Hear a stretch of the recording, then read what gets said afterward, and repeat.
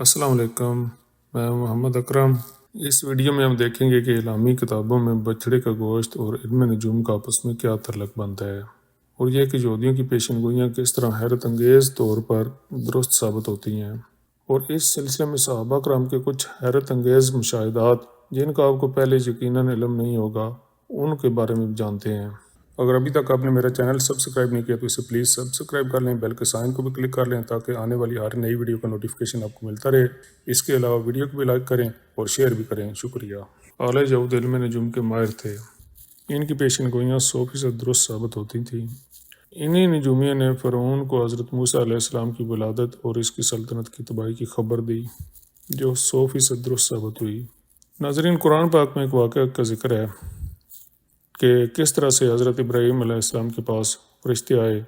یہ سورہ ہود کی آیت نمبر 69 ہے۔ تو اس کا ترجمہ اس طرح بنتا ہے، اور ہمارے بھیجے ہوئے ابراہیم کے پاس خوشخبری لے کر آئے۔ انہوں نے کہا اسلام، اس نے کہا اسلام، پس دیر نہ کی کہ ایک بھنا ہوا بچڑا لے آیا۔ اس آیت میں دو چیزوں پر غور کریں۔ ایک خوشخبری یعنی کہ فیوچر سے متعلق یہ بات ہو رہی ہے کہ حضرت ابراہیم علیہ السلام کو اللہ پاک بیٹے جیسی نعمت دے رہے ہیں، اور دوسری بچڑے کا بھنا ہوا گوشت۔ انجیل مقدس میں بھی اس طرح کی بات ہمیں ملتی ہے کہ جو کہ ایسے ہے کہ انہوں نے اپنے ملازم کو ایک بچڑا دیا کہ وہ مہمانوں کے لیے تیار کرے۔ سوال یہ پیدا ہوتا ہے کہ اسلامی کتابوں میں بچڑے کے ذکر کا ہونا کیا غیر اہم اور سرسری چیز ہے؟ سادہ کھانا پیش کرنے کی بات تو نہیں ہوئی، بلکہ یہ ذکر ہوا ہے کہ پارٹیکولرلی بچڑا پیش کیا گیا، اور یہ کہ اس رات فرشتے حضرت ابراہیم علیہ السلام کے پاس کس لیے آئے تھے؟ مستقبل کی ایک خبر دینے کے لیے۔ اسی سورہ کی آیت 71 میں ہے، اور اس کی عورت کھڑی تھی، تب وہ ہنس پڑی، پھر ہم نے اسے اسحاق کے پیدا ہونے کی خوشخبری دی، اور اسحاق کے بعد یعقوب کی، یعنی کہ فیوچر کے بارے میں پیشین گوئی کی ہے۔ فیوچر کے بارے میں اللہ پاک نے اپنے علم سے بتایا ہے۔ ناظرین، یہ بات ذہن میں رکھیں کہ دنیا کا تمام علم اللہ کا ہی علم ہے، جو کسی بندے کو دے دے یا کسی بندے کو سکھانے کا کوئی طریقہ کار سے بندہ حاصل کر لے، علم اللہ کا ہی ہے۔ غیب کا علم تو ڈیفینیٹلی اللہ کے پاس ہی ہے، اور اس میں سے اللہ جسے چاہے جیسے چاہے دے دے، یا ایک پروسیجر سے جیسے ہم عام تعلیم حاصل کرتے ہیں تو یہ بھی، یا کوئی ایجاد کرتا ہے چیز تو یہ بھی اللہ پاک کی طرف سے ہی اس کی مدد ہوتی ہے، ویسے نہیں ہوتا۔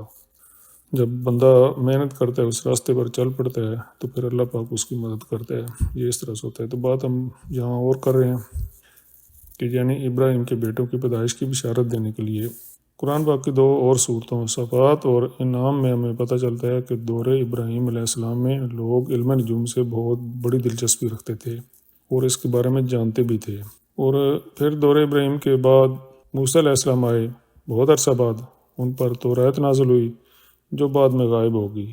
پھر جب یہودیوں نے اپنی یادداشتوں سے توریت مرتب کی تو اس میں ابراہیم علیہ السلام کے بچڑے والا واقعہ بھی لکھا، لیکن انہوں نے تین چیزوں یعنی علم نجوم، بچڑے کا گوشت اور مستقبل کے بارے میں پیشین گوئی کرنے کو آپس میں لنک کیا،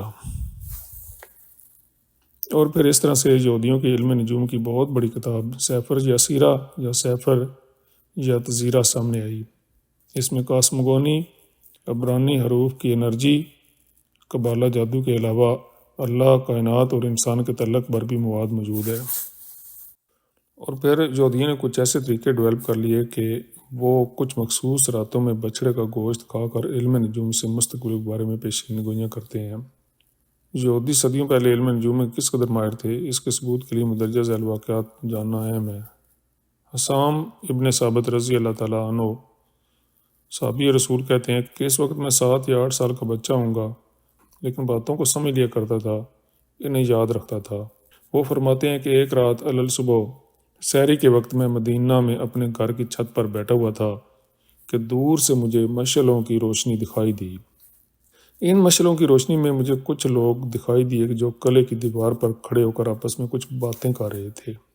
آپ فرماتے ہیں کہ پہلے میں یہ سمجھا کہ کوئی حادثہ ہو گیا ہے، لیکن پھر کسی نے اونچی اور صاف آواز میں کہا کہ لوگوں، وہ ستارہ طلوع ہو گیا ہے جس نے ایک نبی کی پیدائش پر طلوع ہونا تھا۔ وہ آواز لگانے والا شخص ایک یہودی عالم تھا، اور پھر تھوڑی دیر بعد وہ سب وہاں سے غائب ہو گئے۔ اس واقعے کو ایک اور شخص حضرت معیسیٰ بن مسعود رضی اللہ تعالیٰ عنہ نے بیان کیا ہے۔ وہ بھی اس وقت کم عمر تھے۔ وہ بھی فرماتے ہیں کہ میں نے مشعل کی روشنی میں اس طرح کے لوگوں کو یہ باتیں کرتے دیکھا، سنا اور بہت حیران ہوا۔ طویل عرصہ گزر گیا، بچے بڑے ہو گئے، جوان بوڑھے ہو گئے اور بوڑھے فوت ہو گئے۔ فرماتے ہیں کہ ہم وہ واقعہ بھول ہی گئے کہ ایک روز میرے کانوں میں ویسی آواز پھر پڑی، مکہ میں محمد صلی اللہ علیہ وسلم نامی ایک شخص نے نبی ہونے کا اعلان کر دیا ہے۔ اور یہ سن کر مجھے مشعلوں کی روشنی میں ستاروں کے نیچے ہونے والی وہ پیشین گوئی یاد آ گئی۔ امہات المومنین میں سے حضرت صفیہ بنت حیی رضی اللہ عنہا، جو فتح خیبر کے وقت مال غنیمت میں آئیں اور نبی پاک صلی اللہ علیہ وسلم سے ان کا نکاح ہوا۔ آپ رضی اللہ تعالیٰ عنہ کا والد حیی بن اخطب یہودی قبیلہ بنو نذیر کا سردار تھا۔ آپ فرماتی ہیں کہ میرے والد اور چچا دونوں مجھ سے بہت پیار کیا کرتے تھے۔ جب وہ گھر آتے میں ان کے پاس چلی جاتی اور وہ مجھے گود میں بٹھا لیتے، لیکن جس دن محمد صلی اللہ علیہ وآلہ وسلم مدینہ آئے تو میرے والد اور چچا صبح سویرے منہ اندھیرے ان سے ملنے کے لیے گئے۔ دن گزرنے کے بعد جب وہ لوگ واپس آئے تو دیکھنے میں بڑے تھکے ہوئے لگ رہے تھے۔ میں ہمیشہ کی طرح بھاگی بھاگی ان کے پاس گئی، لیکن دونوں کسی گہری سوچ میں گم تھے اور دونوں میں سے کسی ایک نے بھی مجھے اپنی گود میں نہیں اٹھایا۔ میں نے چچا کو کہتے سنا کہ کیا یہ وہی ہیں کہ جن کی ستاروں کے ذریعے پیشین گوئی ہوئی تھی؟ میرے والد، جو کہ حضرت ہارون علیہ السلام کی نسل میں سے ایک بہت بڑے عالم تھے، نے کہا، ہاں بخدا یہ وہی ہیں۔ چچا نے دوبارہ پوچھا کہ کیا آپ کو یقین ہے؟ والد نے کہا، ہاں بغیر کسی شک کے۔ تو چچا نے پوچھا کہ کیا پھر ہمیں مان لینا چاہیے؟ تو والد نے کہا کہ نہیں، مرتے دم تک نہیں۔ اتنا علم ہونے کے باوجود اللہ تعالیٰ نے ان کے دلوں پر مہر لگا دی۔ فرشتوں کے آنے والی بات میں بچھڑے کا ذکر صرف مہمان نوازی نہیں بلکہ ایک اشارہ ہے جس کا لنک اس علم سے ملتا ہے، اور پوری تاریخ قرآن پاک کے ذریعے ہماری آنکھوں کے سامنے آ جاتی ہے۔ اس سے ہمیں یہ بھی ملتا ہے کہ قرآن پاک کا ایک ایک لفظ بہت سے پوشیدہ مفاہیم رکھتا ہے، اور خاص کر مختلف چیزوں پر غور و فکر کی اللہ پاک خود دعوت دیتا ہے، جس میں کائنات، فلکیات اور آسمان میں ہونے والے مختلف عوامل شامل ہیں۔